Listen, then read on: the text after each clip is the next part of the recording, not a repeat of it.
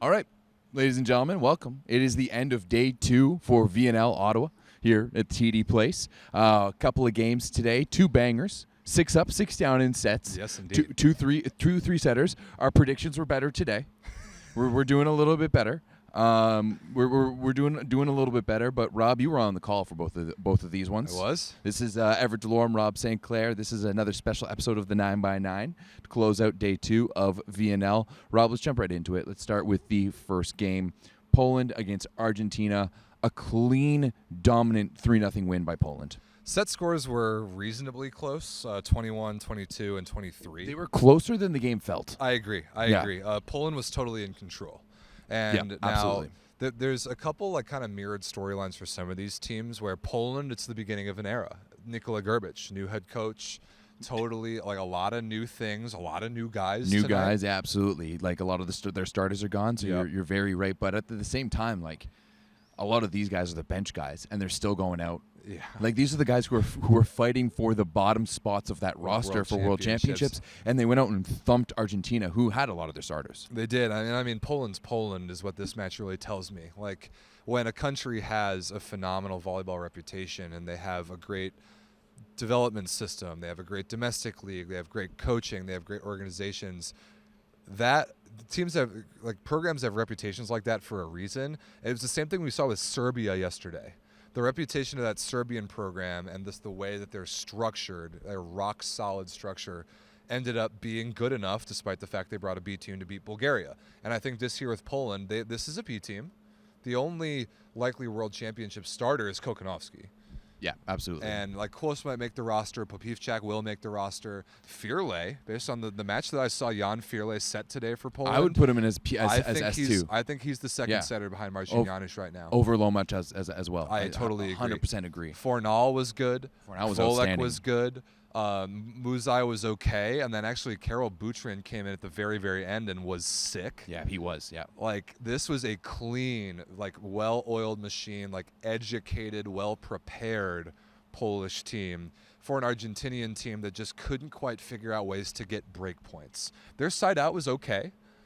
They couldn't score any points on serve, and part of it was their ace-to-error ratio was trash. 2 to 15. Is not good. I mean, 3 to 17 for Poland is not good either. Yeah. But Poland found other ways to score points on serve, and Argentina couldn't.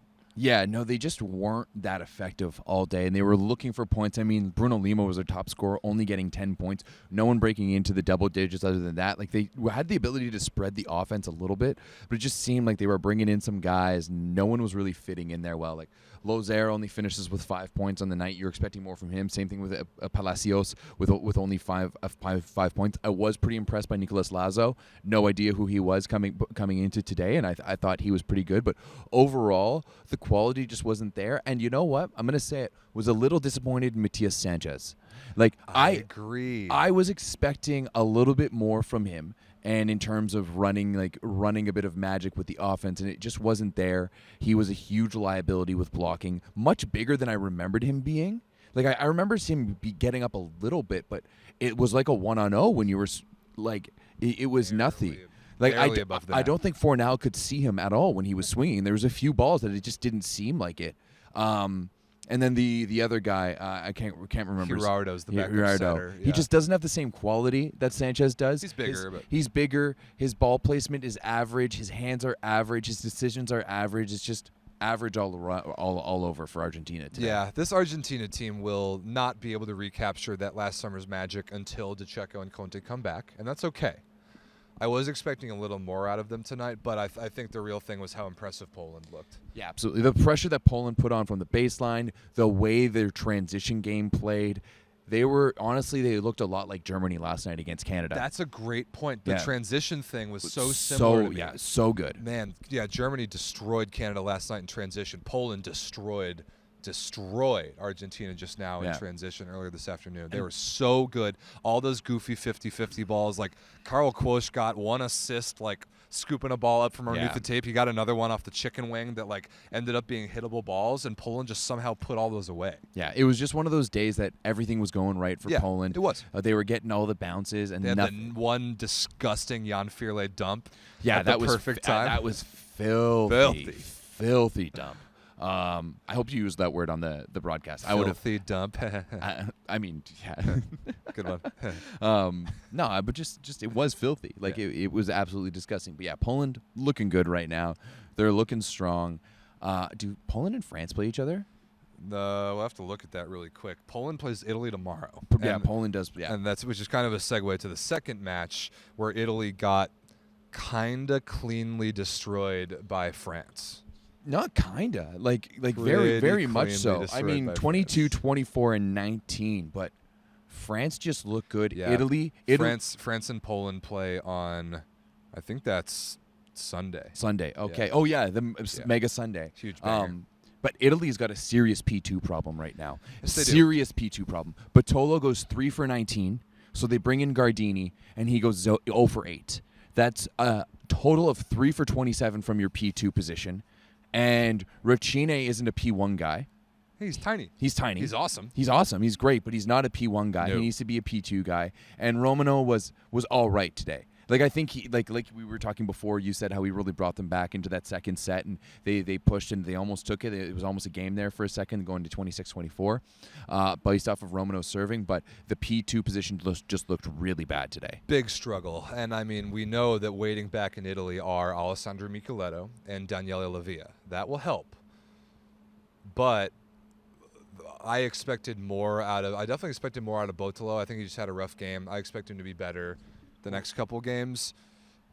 Someone else has got to find a way to score that team some points. That's not like a 6-0 guy in Racine, who's really good, but he's not.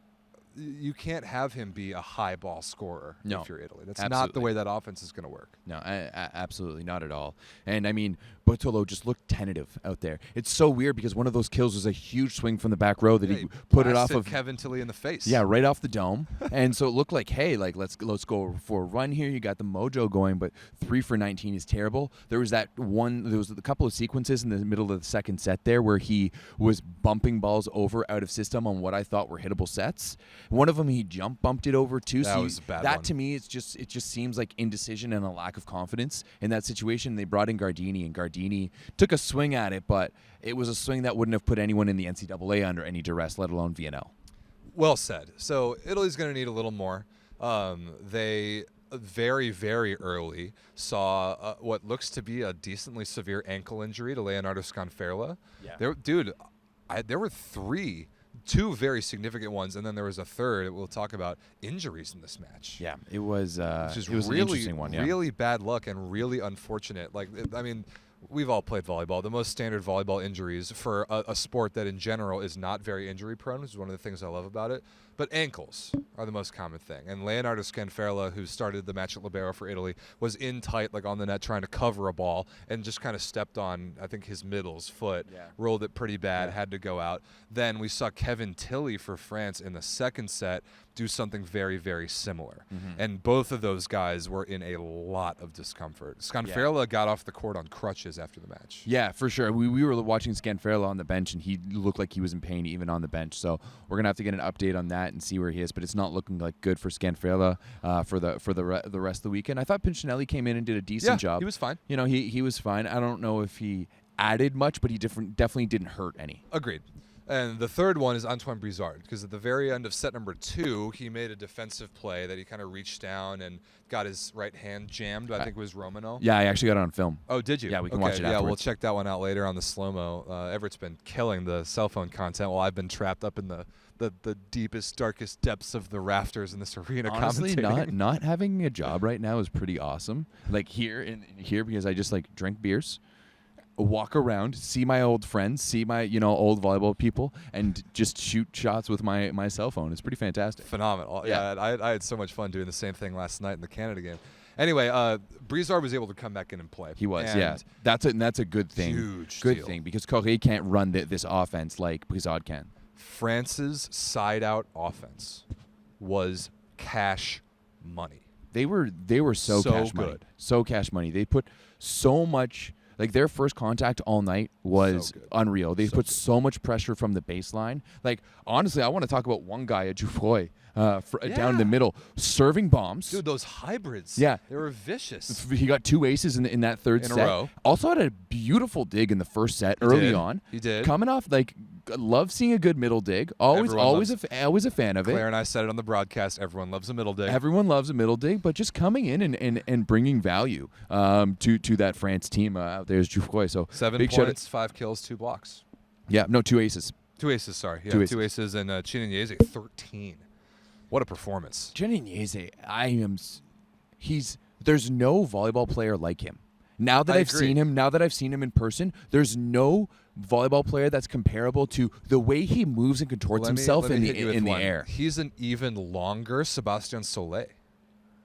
Way like Sebastian better. Solé, magnified. Yeah, because yeah. Solé does such a good job at creating space by opening up, but Chinanyeze can do it by reaching and like Yeah, there's that one. I the- have to post that one clip that Yeah. I got The on ability to Saturday, reach. and he just can reach it and cut off the ball wherever he wants. So usually a guy's window is kind of in this area, but his is an entire rainbow just because point. his ability to reach. And there's like now that I've seen him in person, I'm very convinced there's no other volleyball player like Bartolomé Chinanyeze. I needed to learn how to say that properly. Well, you're gonna be seeing him a lot playing for Lube Civitanova next year. That's true. That's a scary thought. He's combining all the crazy little things that make an elite level middle attacker really fun because he's got the ridiculous window like you talked about. He's also got the weird approach path thing. Yeah. The drifts, the misdirections. That one ball that he hit in the third set, Yeah. where because it looked like there was like an X or he something. ran in from where he- so far from the left side, Yeah. totally fooled the blocker. And then him and Brizard have been playing together forever. Their chemistry is phenomenal, and it's just a nightmare to defend against this guy. How could you have to like commit 2 guys to Absolutely. at least touch the ball, and then if you do that, you're screwed. Yeah, and I feel like he's so dynamic too that he has that ability to watch when the ball's coming, see the block, and wait just a fraction of a second for it to move a little bit, because and then for him he's to cut it not off pass. getting on Yeah. it that fast. He's hitting that kind of 1.5 tempo ball, Yeah. which is so sick because of where he's able to misdirect people, adjust, move things around, and he's contacting the ball so high. Awesome performance for him. I thought Jean Patry was steady, very good. Yep. I thought Yassine Louati, who came in for Kevin Tilley, did a pretty good job. Yep. And then, there's this Olympic MVP who I heard was playing tonight as well. What did he do tonight again? I don't 11 remember. points. 11 points on the night for Engapeth. Is so confident, dude. Watching him, it's so much fun to be here in real life because what I suggest people do, 1, get to Ottawa, come to these games, and 2, watch a France game and watch only Irvin Ingapet. Don't watch the ball, don't watch the play, don't move your eyes other than to follow him. His antics are just must watch. There was one, he chased the ball down right over there behind us by France's bench, which was right there. He made the play, ended up kind of sliding into the barrier, and then for the rest of the point, he just sat there. He sat there with his back against the barrier and just sat there and watched the rest of the play. He is the personality in this game that we need more of because he's so ridiculously confident. I love it. I love it so much. He's such an effortless player too. Effortless, so smooth. Effortless, and just Passed nails tonight. passes so well. His contact on the ball is so good. There's so much confidence with the way he holds himself and the way he plays. Like you can tell that he just knows he's good by the way he is. And he's just so athletic. And I mean, let's be honest. He's maybe not in the best shape Ingapeth we've ever seen. He's got a little bit of pudding around the tummy, and he's still killing it. He's still killing He it. looks great. Yeah, there was just nothing that Italy could do to make France's offense uncomfortable. Not at all. There were a Gianelli and a Romano block here and there, but Italy's middles I did not think were particularly a factor. No. And then they didn't have much blocking prowess on the left side. It really came down to serving. That first set was just there were 15 service errors combined. That was pretty brutal. Then and I actually said it in between sets. I'm like, when France missed I think 7 serves, still won by 3 or 4. When they start serving better, watch out. And Italy was then going to have to answer in a very serious way to even keep pace, and they were close. They did answer a little bit, close. right, with that Romano serving Yeah. run in the second set, and they started pushing back, and we had some fantastic rallies in the second. We did. The second set, really back and forth in that one. But ultimately, I just don't know if Italy has the quality right now, especially with the way that Bottolo's playing. He's looking like a scared mouse out there. One match, I'll give him a break. He's like 21 years old. But Italy's next match is tomorrow against Poland. Yeah, and if that Polish team plays the way they did tonight, and if that Italian team plays the way they did tonight, it's going to be another 3-0. Agreed. It's going to be another 3-0. Yeah, Poland, the style of volleyball that's been successful in the 4 matches that we've seen so far is the cleanest. Serbia, after going down 1-0, clean. Germany last night, clean.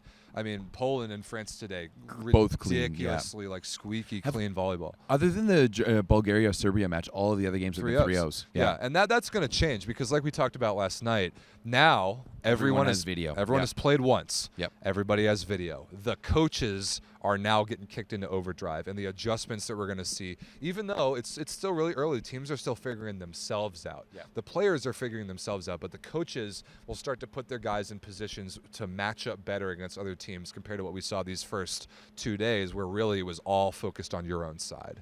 Yeah, absolutely. I mean, I still think that most teams are going to focus a little bit on more on their own sides. Yeah, I think teams like Italy and Canada and Bulgaria and Argentina have a lot of things to fix. Maybe not so much Argentina. I think they just need to show up better. But They need to serve better. Yeah, they need to serve better. But there's a lot of things that some of these teams need to fix moving into the later stages of this tournament. I know it's still early, but Still early. So the matchups tomorrow, Germany versus Argentina first. what is that, 1:30? 11 a.m. Ooh, 11 There's like a a.m. good break in between the first and second.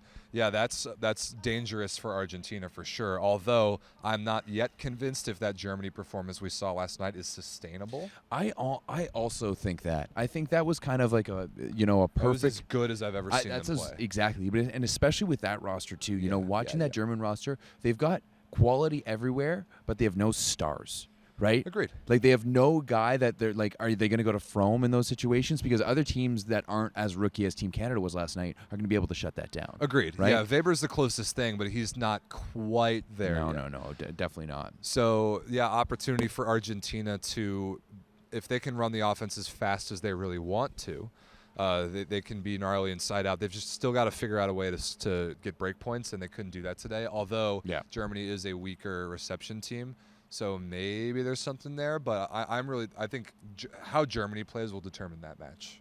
100%. Yeah, absolutely. Second match, Serbia. Oh, I just looked at it. Serbia versus France, I think. Yeah, that Let me sounds look right. at it again. Yeah, Serbia, France, Poland, Serbia, Italy. Serbia, France. I can't see France losing that match. No, but I am interested to see how much pressure Serbia can put on France, right? I'm interested to see how that roster can react after that win against Bulgaria and play again against a team like France. Because playing that Bulgarian roster is one thing, where you've got both of your, like, two of the youngest guys in the tournament, maybe not in Rado, but definitely for Nikolov, leading the way, compared to a French team that's, fresh off a gold medal. Yeah, big difference there, and big difference in first contact. Huge difference, yeah. Serbia's success yesterday came those sets 2, 3, and 4 of serving. But that being said, I do think that Serbia can serve tougher than Italy agree. tonight. I think totally agree. I think we're going to see France under a little bit more pressure tomorrow. And so that will put their high ball system to the test a little bit more. They're going to lean on Patry a little bit more.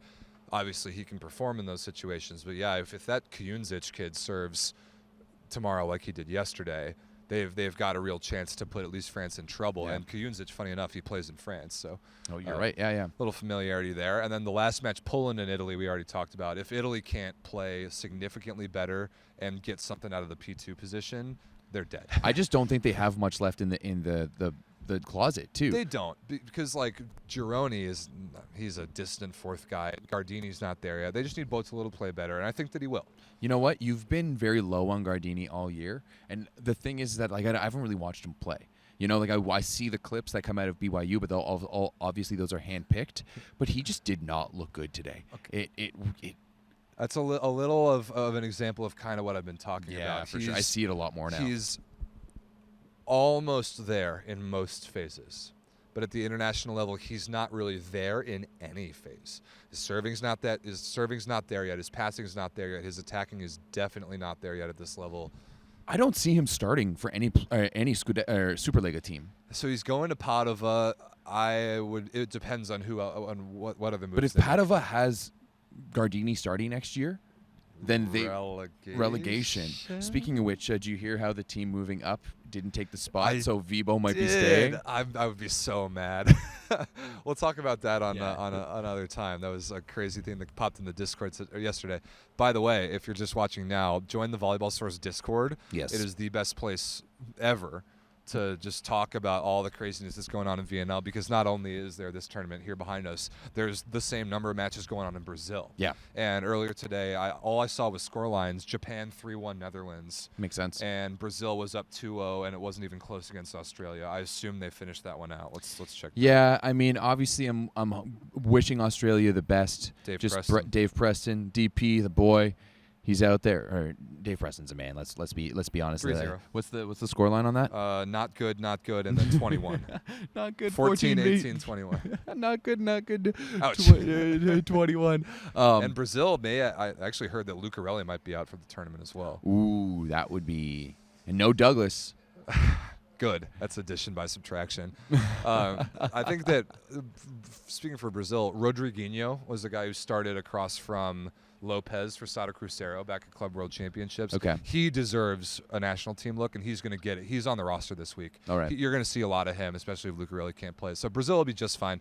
Those matches today, we don't really need to talk about them that much. No, not especially since all we've seen is scorelines. We haven't even looked at stats. We haven't seen any of the video yet. So maybe we'll go grab some beers and do that now. Yeah, so we did a live show quickly before the matches today, just previewing the two matches that were here. But we didn't really talk about last night's USA match. Yes. You want to cover that a little bit? Well, I know you do. Because do. I feel like I've said all I need to say, but you watched the game intently and ignored me at the bar last night. Yes, I did. And it was worth it because it was an extremely pleasant surprise from that particular group of Americans. So starting lineup was Tuaninga, Ensing, Russell and Jeschke outside, Jendrick and Smith middle, and then D'Agostino libero. Of the 14 they brought to Brazil, that's the best combination right there. Agreed, yes. And the numbers were good. Russell and Ensing, I think, were tied for the lead in scoring with something like 14 points. I'm pulling up the box score right now. Yeah, they were both really good. The USA blocked a bunch of balls. 14 for both of them. Yep. 9 for Jeschke, 8 for Smith, 7 for Jendrick. Yep, that's perfect. And then they used James Shaw in the correct way to use James Shaw. They brought him in the front court for Tuaninga to block. That one block he had was a monster a set block. winning block in the first and a set winning overpass hammer in the third. And you bring in that physical guy to play a couple front court rotations. It's actually what Argentina was doing today too, with their backup setter who came in for Sanchez and would play 2 rotations in the front court. It's the same thing, but it worked out way better for the USA. I think that it was a pleasant surprise for the U.S. They controlled the ball really well, which I was worried about with this lineup. But Slovenia didn't really have it. They didn't put any pressure on them from what I was seeing. The Rock only got 9 points. Stern only came in with 8. Payan came in at 7, and then it doesn't really matter with that. But none of their guys were in double digits. I wish we had serve receive stats on it, but that was the real thing for me, is that I thought that the U.S. passed the ball better than I thought they would. It just seemed like Slovenia was putting no pressure on them whatsoever, and they were having a field day out there. So the U.S.'s other matches, I know they've got Brazil, they've got Japan, and who's their last one? Netherlands, I think. And so the Netherlands lost to Japan today. U.S. versus Japan is actually kind of an interesting matchup now because Japan can serve, but they can't block. No. So that will be a test, it'll be really up to the U.S.'s offense. But that's the thing, is that if everything's going to be off the net, that's when the blocking just becomes muted, right? So can Ensing and Russell score even if Japan starts to heat up from the service line? Yeah. And from what I was seeing yesterday, it seems like maybe they can. Yeah. So that I feel better about that already than I did before. I was so low on this USA team when we talked about it on Monday. Yeah, you were. And after what we saw last night, I thought for sure they were going to lose to Slovenia. Slovenia didn't look as good, but we looked better. I was happily surprised. I still don't expect the U.S. to beat Brazil, but the Netherlands and Japan are both beatable. On the flip side, are you worried about Slovenia? Because that was a team that both you, myself, Dan Manili from 5-1, we all thought that Slovenia was a playoff team, a team that could push for the championship, because we've seen that from them in the past few years, but they just came out looking flat. Do you think that's a worry, or do you think that's just a one-game scenario type thing, maybe kind of like Italy tonight? Hopefully it's a one-game thing. It's the beginning of an era for them. Mark Lebedeau stepping in head coach. True. So many new head coaches in this VNL. It's crazy. And we were watching at the bar last night, the game, and he came in a moment and dropped an F-bomb. He may or may not have dropped an F-bomb on a live broadcast, which he allegedly is not an animated guy. No. Never. And he was pissed off at his Slovenian team. He said that they were losing focus. You can't just focus on the balls that you want to focus on. You have to be engaged all the time. And I think that's the thing. They came out really flat. They came out lazy. And I think they got a wake-up call. So I expect them to be better this week. I think they have Brazil as well, which I don't think they'll win. But if they go 2-2 and then get like a Chebul and an Earnout back, they're still in okay shape to make the playoffs. Yeah, and I mean, if there's one coach, sorry. I apologize for everyone on the stream and watching there. I'm a little tired here. But if there's one coach who can bring a team back, like if we just look at what Lebedeau did with Friedrichshafen this year, where they were a hot pile of garbage earlier in the season and were really pushing at the end, pushing Berlin to a full 5 games and beating them in the Cup semifinals. You know what? I think Lebedeau can do it. And I think part of that frustration that we were seeing from him is that the knowledge that this isn't the team that I've been coaching. Like, this isn't the team that I've seen over the past few weeks. This isn't the team that I signed on to come do, because, I was brought in to get wins, and we're not even competing against a B USA squad right now. Yeah, I think Slovenia's next match will be really indicative. Absolutely. I think again, it's still really early in this tournament. Now that we've seen one, we can make our conclusions about what we've actually seen on the court instead of on paper. But this whole week is going to be the real determining factor for the trajectories of a lot of these teams. I also think yes and no, because like if you look at Poland, for example, right, you've got all their guys are gonna, they've got a brand new team next week, right? So probably, and that's going to be the case for most of these teams out here, especially like the European ones who have guys who went deep into the playoffs, did Champions League, whatever it may be. So I think in a lot of the cases, you're going to get a fresh set of tires coming into week 2, and you're going to run those a little bit. So I think we're going to really start seeing things shape up after week 2, because this first one is just filled with rookies, filled with B squads, and everyone's just kind of feeling each other out. Yeah, but the jockeying for playoff position never stops. True, and the that's world very ranking positions never sleep, and that is kind of the wrinkle that is new in this VNL that is making teams, like, for example, I don't know if it's not the format it is, even France playing Italy tonight, I don't know if they start those lineups if the stakes aren't what they are now. Especially Italy, they're already hosting the playoffs. They're already qualified. They don't have to play Gianelli. They don't have to do any of this. They chose to because they don't want to drop any further in the rankings. But I also think that, like, what I've consistently heard from Gerbic, from Gianni, from Benjo, is that as much as we think we have a lot of time to the World Championships, we don't.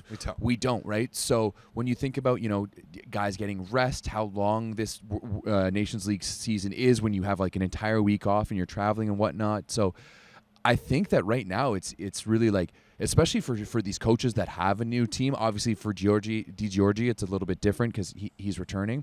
But still, like, I do think that there's a lot to be said to trying to learn how this team is from that coaching perspective, and vice versa. And if you're playing the bench guys who aren't going to be there in the fall, there's not really much point to that. That's a great point.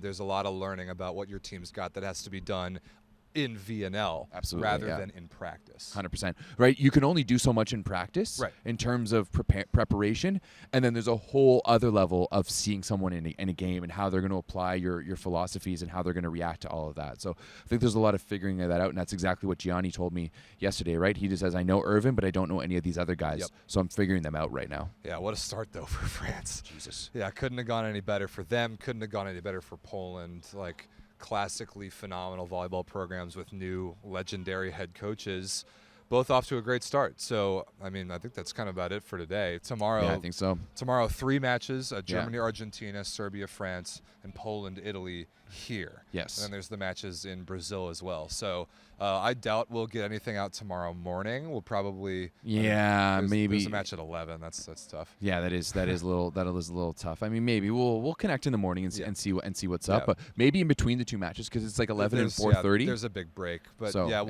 we'll have a similar thing to this. this out tomorrow night on both Instagram Live, and we'll Yeah. put this nice camera feed up here on the Volleyball Source YouTube channel. So if course. you're watching on Instagram, Volleyball Source YouTube channel, TikTok's popping off. TikTok is popping off.